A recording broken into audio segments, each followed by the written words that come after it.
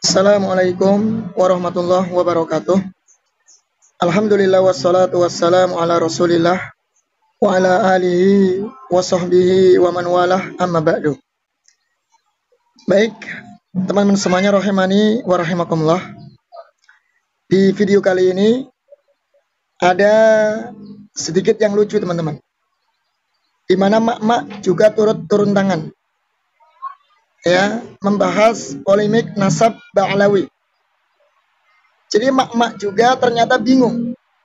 Sekarang ini banyak yang mengaku-ngaku sebagai keturunan Nabi. Maka mak-mak ini bertanya kepada Kiai Muharrar bagaimana terkait dengan polemik nasab orang yang suka mengaku keturunan Nabi. Maka sejatinya teman-teman, seseorang itu sebenarnya nggak perlu mengunggulkan, melebih-lebihkan ya tentang keturunan atau saya siapa, itu nggak perlu. Tunjukkan saja kejantanannya, tunjukkan saja skillnya ya, kelebihannya. Tidak perlu bawa nasab ini loh, saya nasabnya ke Rasulullah. Tidak perlu seperti itu. Tunjukkan kalau kamu memang punya keistimewaan dan punya kelebihan dan punya skill. Maka insya Allah kita akan mendengarkan bersama ya pertanyaan mak-mak ini ya kepada Kiai Muharrar. Kita simak bersama. Iya, oke Bun. Assalamualaikum warahmatullahi wabarakatuh. Assalamualaikum warahmatullahi wabarakatuh. Yang belakang bisa nanti. Nama saya Ibu Koyumah dari Ya Bun. Desa Babakan Losari Lor. Ya. Yang saya tanyakan saat ini kan sedang viral masalah nasab nabi orang-orang mengaku keturunan Nabi sampai tes DNA. Ya Bun. Kemudian banyak yang mengaku Habib. Ji. Turunan Nabi. Yang saya tanyakan itu ciri-ciri Habib yang asli, kemudian nasabnya langsung ke Nabi Muhammad itu yang seperti apa? Ji. Itu saja Pak Kiai. Terima kasih. Bismillahirrahmanirrahim. Orang bingung mikirin nasab gara-gara tidak mikirin nasib. Laisal fata mayyakulu abi walakinnal fata mayyakulu anada. Yang dinamakan pemuda yang benar-benar pemuda, yang tidak pernah mengandalkan ayahnya, kakeknya, buyutnya, cangganya, udek-udek siwurnya, enggak.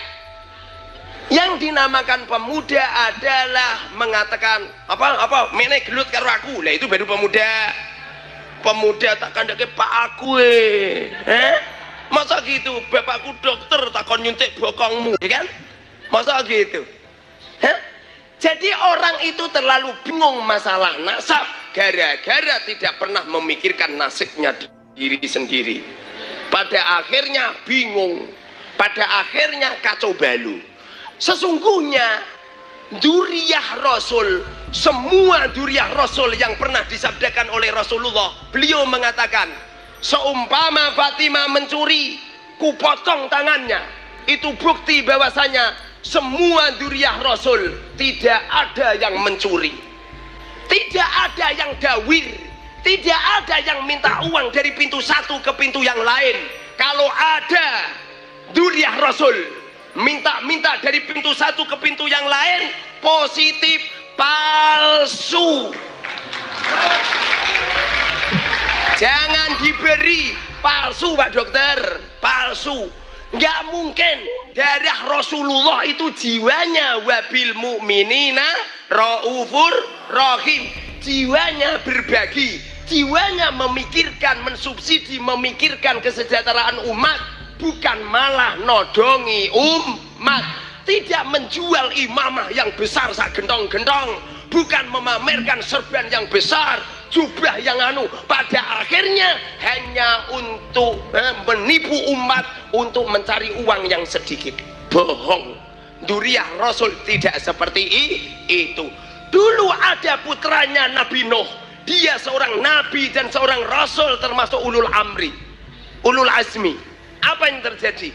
Kan'an dirungkatkan oleh Allah, Kan'an dikatakan oleh Allah, laisa minkal, mereka tidak termasuk keluargamu. Laisa min ahlik, wahai Nabi Nuh, mereka tidak termasuk keluargamu. Innahu ghairu amalin sholihin.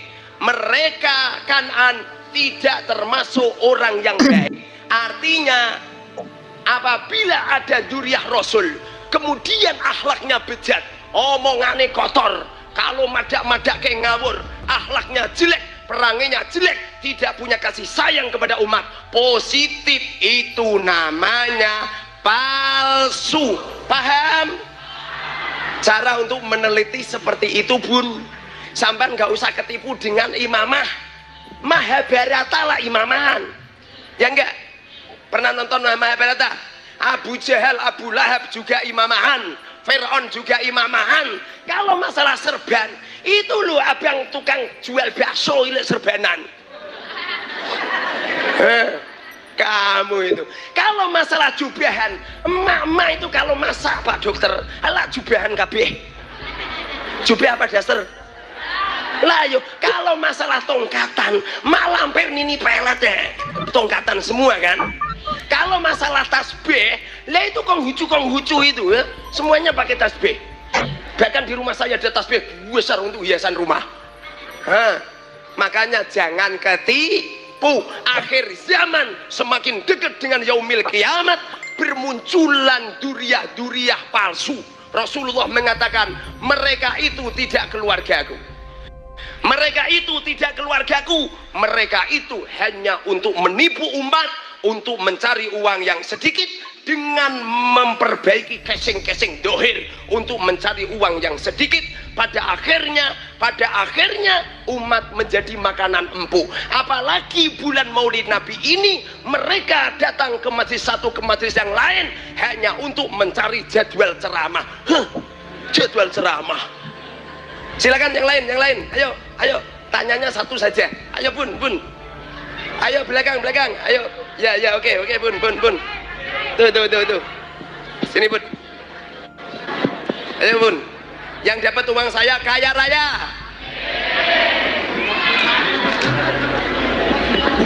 Baik teman-teman semuanya, rahimani wa rahimakumullah. Jadi begitulah ya penjelasan Kiai Haji Muharrar bahwa yang namanya nasabnya bersambung kepada Rasul Shallallahu Alaihi Wasallam seharusnya mencerminkan akhlak Nabi, yaitu suka memberi, suka berbagi, bukan malah mendawir, meminta-minta kepada jamaahnya, minta dimuliakan, minta diagungkan, minta dikultuskan.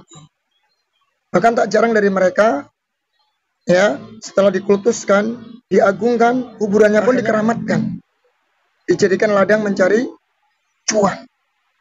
Ini yang berbahaya teman-teman ya, karena masuk dalam perkara mengagungkan kuburan. Bahkan tak heran kalau mereka itu banyak mendapatkan cuan dari hasil bisnis kuburan teman-teman. Ya, yang mengaku nasabnya kepada sampai sambung kepada Nabi dan mereka mengaku berkah kuburannya. Baik, semoga ini menjadi pelajaran bagi kita semuanya agar jangan tertipu kembali dengan ajaran klan Ba'alawi. Billahi taufiq wal hidayah. Wassalamualaikum warahmatullahi wabarakatuh.